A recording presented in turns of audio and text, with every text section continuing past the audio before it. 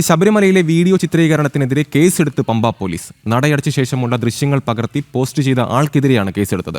ചെങ്ങറ സ്വദേശി അനീഷിനെതിരെയാണ് കേസ്. പതിവായി ശബരിമലയിൽ നിന്നുള്ള വീഡിയോകൾ എടുക്കുകയും സോഷ്യൽ മീഡിയയിൽ പങ്കുവെക്കുകയും ചെയ്തിരുന്നു. കഴിഞ്ഞ മാസം 24-ാം തീയതിയായിരുന്നു വീഡിയോ അപ്ലോഡ് ചെയ്തത്. വിവരണവുമായി ഗൂഗിൾ ചേരുന്നു. ഗൂഗിൾ, പതിവായി ഇത്തരത്തിൽ വീഡിയോ ചിത്രീകരണം നടത്തിയതിനെതിരെയാണ് ഇപ്പോൾ പമ്പ പോലീസ് കേസെടുത്തിരിക്കുന്നത്. എന്താണ് നിലവിലെ സാഹചര്യം?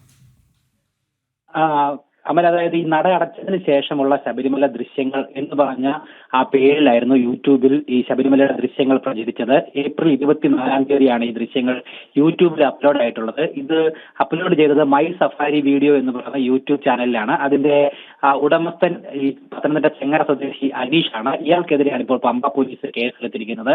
ഈ അതീവ സുരക്ഷാ മേഖലയാണ് ശബരിമല എന്ന് പറയുന്നത്. അവിടെ നട അടച്ചതിന് ശേഷം അങ്ങനെ ആരെയും പ്രവേശിപ്പിക്കത്തില്ലാത്തതാണ്, അങ്ങനെ ദൃശ്യങ്ങളൊന്നും പുറത്തു പോകാൻ പാടില്ലാത്തതാണ്. അത് പക്ഷേ ലംഘിച്ചുകൊണ്ട് ഈ ചിത്രീകരണം നടത്തിയെന്നുള്ളതാണ് ഇയാൾക്കെതിരായിട്ട് ചുമത്തിയിരിക്കുന്ന കുറ്റം. ശബരിമല സ്പെഷ്യൽ കമ്മീഷണറായിട്ടുള്ള ആർ ജയകൃഷ്ണനാണ് ഇത് സംബന്ധിച്ചൊരു വിശദീകരണം ആദ്യം വനം വകുപ്പിനോടും പമ്പ പോലീസിനോടും ചോദിച്ചത്. ഇങ്ങനെ ഇയാൾ ചിത്രീകരണം നടത്തിയത് അതിക്രമിച്ച് കടന്നിട്ടാണോ എന്നതടക്കമുള്ള കാര്യങ്ങൾ വ്യക്തത വേണമെന്ന് ആവശ്യപ്പെട്ടുകൊണ്ടായിരുന്നു സ്പെഷ്യൽ കമ്മീഷണറുടെ ഇടപെടൽ. അതിന് പിന്നാലെയാണ് പമ്പ പോലീസ് ഈ അനീഷിനെതിരെ ഇപ്പോൾ കേസ് രജിസ്റ്റർ ചെയ്തിരിക്കുന്നത്. ഏപ്രിൽ 1 മുതൽ 24 വരെയുള്ള ദിവസങ്ങളിൽ ഏതോ ഒരു ദിവസം ഇത്തരത്തിൽ പമ്പ മുതൽ ശബരിമല വരെ അതിക്രമിച്ച് കടക്കുകയും അവിടെ വരെയുള്ള ദൃശ്യങ്ങൾ ഇയാൾ പകർത്തി യൂട്യൂബ് ചാനലിലൂടെ പ്രചരിപ്പിക്കുകയും ചെയ്തു എന്നുള്ളതാണ് ഇയാൾക്ക് മേൽ എഫ്ഐആറിൽ രജിസ്റ്റർ ചെയ്തിട്ടുള്ള കുറ്റം. എന്തായാലും ഇയാൾക്ക് നോട്ടീസ് അയച്ചിട്ടുണ്ട് എന്നുള്ളതാണ് പമ്പ പോലീസ് അറിയിച്ചിരിക്കുന്നത്. അതേസമയം അനീഷിന്റെ പ്രതികരണത്തിൽ നിന്ന് മനസ്സിലാക്കുവാനായിട്ട് സാധിക്കുന്നത്, മേടമാസ പൂജാ ദിവസങ്ങളിൽ തൊഴാനായിട്ട് പോയതാണ് ശബരിമലയിൽ. പിന്നീട് 5-ാം ദിവസം നട അടച്ചതിന് ശേഷം അന്ന് വൈകിട്ട് അനീഷ് അവിടെ തങ്ങുകയും